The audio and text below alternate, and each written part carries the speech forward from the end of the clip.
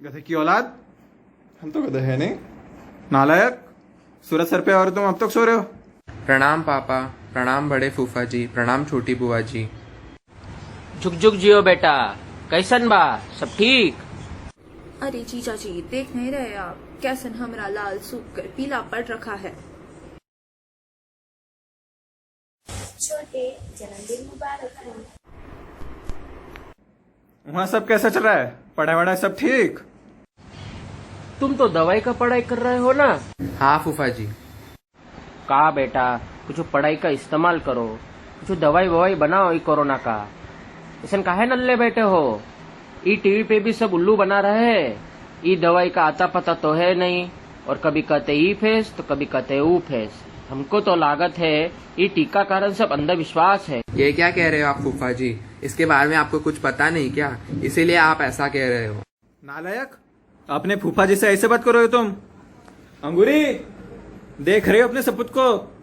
हम बोले थे हमारे अच्छे खासे तंदुरुस्त बेटे को टीका वीका मत लगाओ। ये टीकाकरण सब दिमाग घुमा दिया हमारे बेटे का। और बेटा, हम देख रहे हो तुम बहुत खिलाफ जा रहे हो हमरे। पापा, ये क्या कह रहे हैं आप? टीकाकरण तो तंदुरुस्त बच्चों के लिए भी उतना ही जरूरी है जितना कि कमजोर बच्चों के लिए। ये कुछ नहीं जीजी, हमारे कॉलेज में सर्वे फॉर्म निकला था, आप उसके बारे में देखिए। नमस्कार। हमारे महाविद्यालय के किए हुए सर्वेक्षण के अनुसार आज भी 7.4% लोगों को यह लगता है कि स्वस्थ बच्चों को टीकाकरण करने की जरूरत नहीं है। 50% लोगों को शक है कि उनका टीकाकरण पूरा हुआ है कि नहीं। ज्यादातर लोगों को लगता है कि टीका बनाने में 2 से 6 साल का वक्त लगता है, लेकिन हकीकत कुछ और ही है। 33.8% लोगों को टीकाकरण विकास के बारे में पता ही नहीं है। ज्यादातर लोगों को टीकाकरण के बारे में जानकारी पाने की इच्छा है। ये तो ठीक है कि ज्यादातर लोग टीकाकरण पे विश्वास रखते हैं। छोटे, तुम्हारे कॉलेज का ये आइडिया बहुत अच्छा लगा।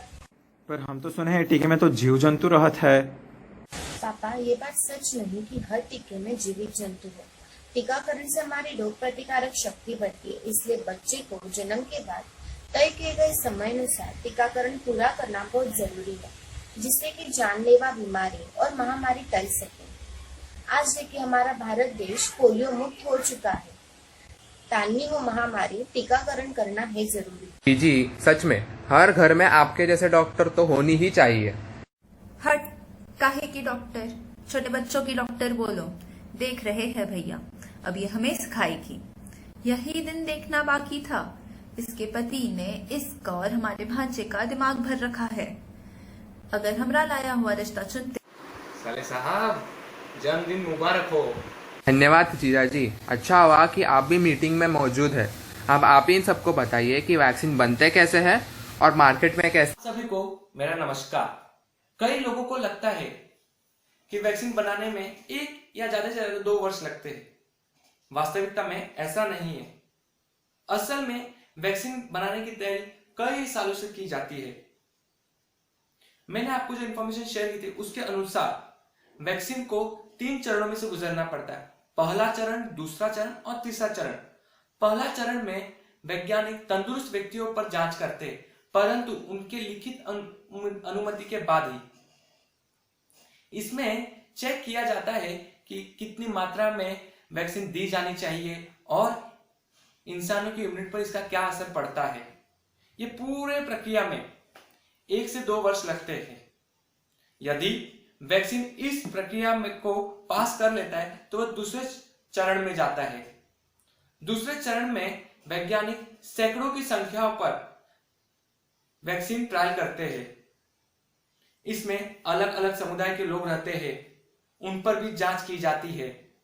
फिर जैसे बच्चे, युवा, बुजुर्ग और आप देख सकते हैं जिनकी ट्रीटमेंट पहले से चालू है, वे भी शामिल होते इसमें। इस चरण में वैक्सीन की सुरक्षा, उसकी मात्रा, इफेक्ट और साइड इफेक्ट की जांच होती है। यदि 50% से ज्यादा यह वैक्सीन संक्रमण लोगों को बचा लेता है तो इस वैक्सीन को प्रभावशाली माना जाता है।